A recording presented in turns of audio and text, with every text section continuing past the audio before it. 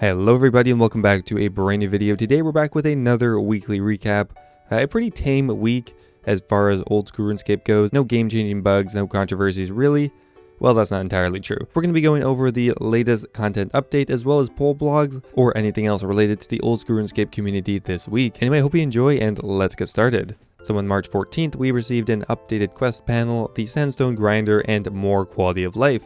As many of you know, the quest panel was originally proposed by Untitled Chapter. They slightly tweaked the design and now we have a much cleaner interface for your current favor, achievement, quest panel, and the minigame teleport. Now that is a solid quality of life change. Next up here, the Brimstone Chest will now have a counter associated with it. So Konar will now track the amount of times that the player has opened her chest. The number will also appear in your message box whenever you open a chest. We now have Mystic Robe sets. So for the Gold Mystic, Blue Mystic, Dark Mystic, and the Dusk Mystic, you can now make a 5-item set out of it. Currently, I'm trying to flip them right now. I'm not really sure if this is going to work. This will be very nice because for one, it was a 5-item set, and buying all the individual pieces on the Grand Exchange was a bit of a pain. Finally, they have fixed the Virtoso museum cleaning process.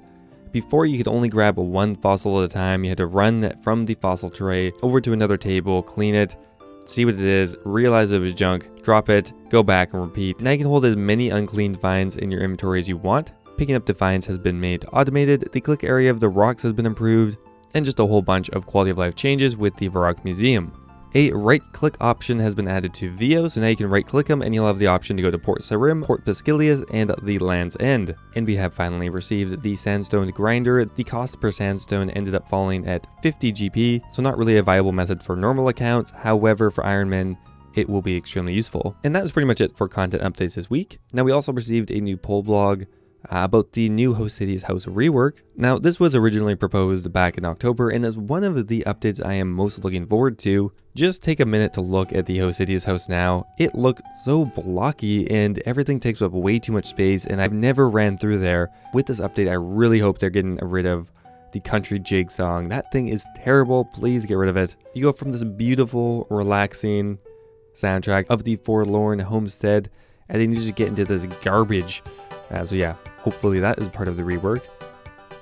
Anyway, now the Hosidious house rework is primarily a visual and layout change. However, there will be some content changes with it. These are by far my favorite types of updates because look at the difference. The new Hosidious town looks so much nicer. It actually looks like people may live there, might go there. Maybe they'll go there to train thieving. People might actually go to this town where before people only went to the Tithe Farm, which took up way too much room, by the way. So the Tithe Farm was reduced in size from 31 patches down to 10. So it is around 3 times smaller and has been moved down to the bottom right of the town. Now pretty much where the Tithe Farm was, there is a brand new market looking town, which appears to have the fruit stalls, a bank, a general store, and it kind of looks like the Arduin Center town. Now the interesting thing here is there are not actually a lot of new buildings. The only new buildings are those that are north of the marketplace. Everything else has just been shuffled around, resized, and just generally made better. Now the area with the saltpeter has been changed quite a bit. The bank has been moved further away, so now the saltpeters have actually been moved closer together, and there's actually a deposit box in the center, so you will not have to run to a bank to collect all of your saltpeter. The King's Town has been changed as well. Now I never really thought this was part of Hosidious, but I guess it is, or at least it's getting changed now anyway. All those clunky buildings outside are now gone. They're just so unnecessarily big and added so much space. I mean, that is kind of just Zeah overall. There's just way too much space and not enough in it. So now all of these buildings have been moved into a new castle wall, and the outside doesn't really seem to have too much in it at all.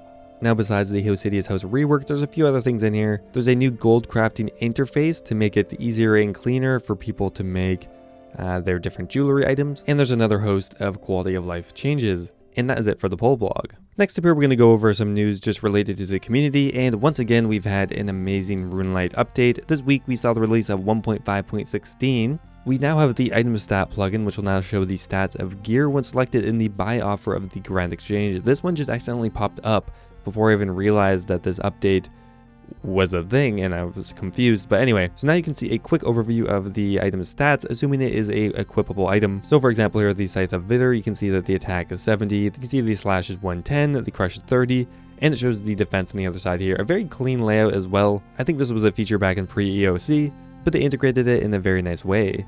and also shows the amount of coins you have at the bottom. Interesting. The ground marker plugin now supports having multiple ground markers of different colors. The plugin will remember the color that was in use at the time the marker was placed, so now you can have a whole rainbow of ground markers if you want. Once again, a few bug fixes and quality of life changes, but once again, thank you for another awesome RuneLite update. Now, one thing a Reddit user by the name of Mac really has put to my attention is that you can actually enable window snapping within the RuneLite settings. What window snapping will do, it'll make it a default window. So it'll be similar to like a Chrome window where you can drag it up to the top of your screen to make it full screen, to the left to make it half screen, and you can drag it around and just kind of morph it like a regular default window. Now this may have a few bugs associated with it because RuneLite can only go down to a certain size, but if you're interested in something like this, you just have to turn on the enable custom window plugin, but I'll leave a link in the description for the Reddit thread as well.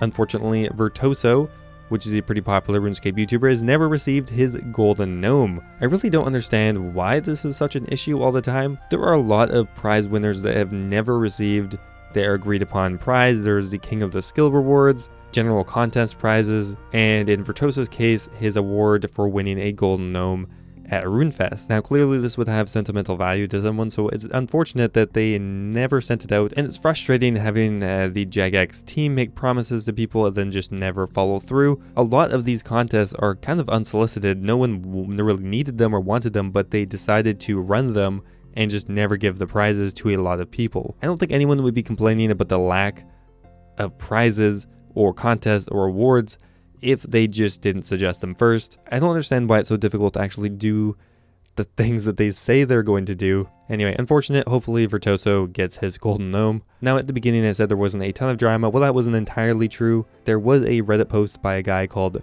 Bradaki. The original post was update, hacker is on my account asking friends to loan me gear for raids. I need your help, please. 8 hours until my pin disappears. Now this post got 4.4k upvotes. It's unfortunate because 4.4k upvotes means that probably the people read the original post and never read the follow-up. This guy was saying that his account was hacked. However, it turns out that he originally bought the account and clearly the account got recovered later on. Now this is a golden example of why you would never buy an account, especially if you're buying a low-level account. These are pretty much just bait accounts. Like, I kind of see the idea of buying a high-level PVM account or something, but why would you buy a low-level account when you could just make one yourself and train it up for a few days and probably get the same result? So essentially he asked for the account to be locked so he could try to recover it. However, a few moderators popped on and said, I've double checked and can confirm that the account is now back with the original account creator.